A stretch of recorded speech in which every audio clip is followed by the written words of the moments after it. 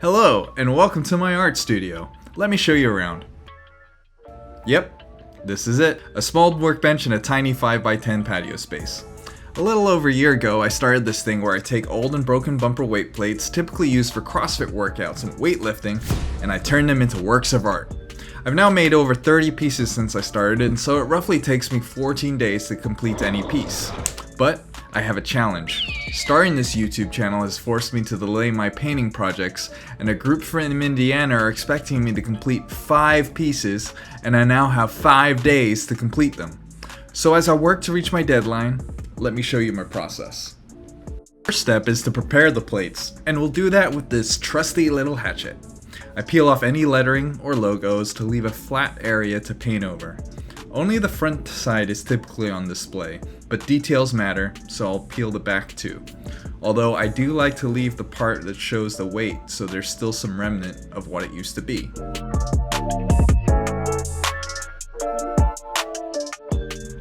Once we've removed what we want, next is to sand it down. The goal is to not only smooth the rough areas where the letters were, but to also remove the glossy finish so that the paint can stick to the plate better.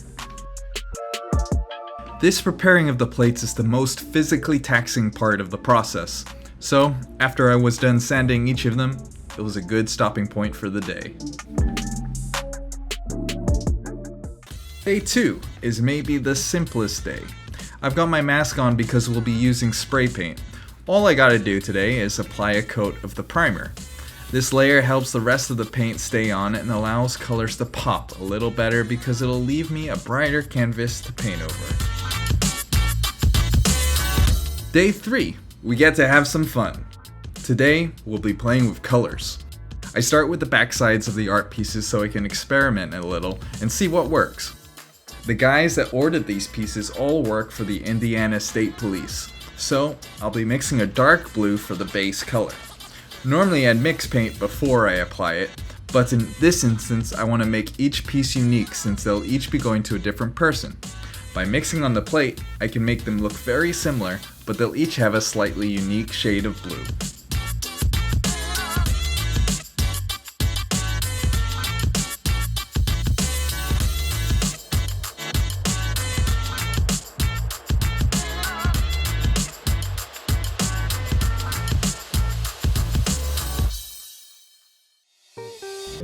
Day 4. Today, we'll begin on the front sides. What was great about these guys is they know what they like. They picked out a piece I had done previously and simply requested me to make one similar to that style. These pieces are going to require a number of layers, so what you see me doing is creating a bright white coat for the base, and I'm customizing some stencils with masking tape to protect the white parts I want to keep.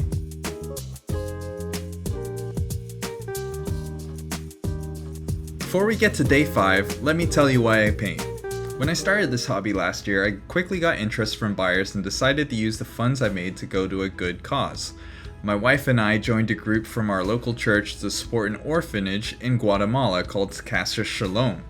So I'd like to say a special thank you to everyone that supported my art this far because you've allowed us to be a blessing to these children. So we receive kids from all over the country in Guatemala who have been rescued for their homes for various reasons of abuse, abandonment, neglect, extreme poverty. Here at Casa Shalom, it's a wide variety of need. So we want to bring the people that will be able to minister to people in that age group, like teachers, Sunday school teachers. We have had musicians that will come and either teach them or minister to them through music. Few kids who are with us waiting to be adopted, and others who are with us who will probably age out with us, and hopefully we'll see them go on to study in the university or get jobs here in Guatemala.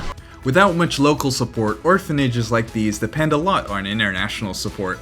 And to help them continue to provide a safe and empowering environment for these orphans, I'm excited to share that my wife and I plan to return later this year. If you'd like to join me in blessing these orphans, you can help us in a number of ways. 1. You can commission me to paint you some artwork of your own. 2. You can make a donation of any size through my Venmo.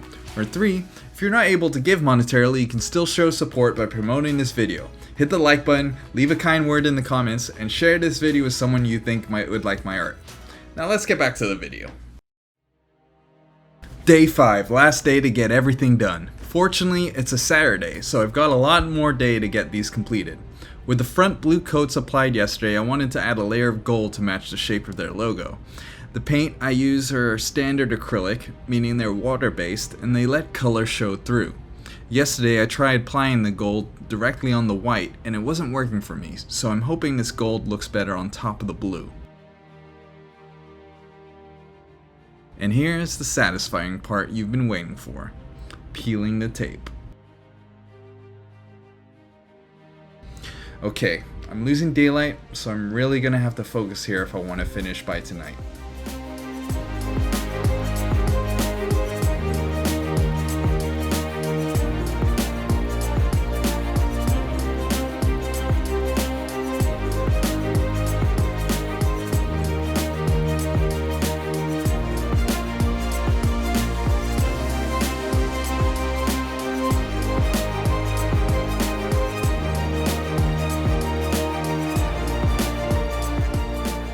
While I've got the gold out, I'll paint these edges. Like I said, every detail matters. The whole piece might not be on display, but details like painting the edges of your canvas can add a lot of hidden value to your art.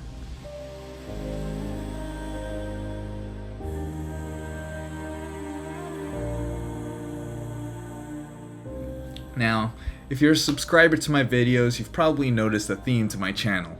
I failed to beat Gabe in the open, I failed to complete Murph using sensory deprivation, and I even failed to beat Andrew in the sumo suit. If you're expecting me to always beat my goals, you're probably gonna get disappointed a lot. But not today.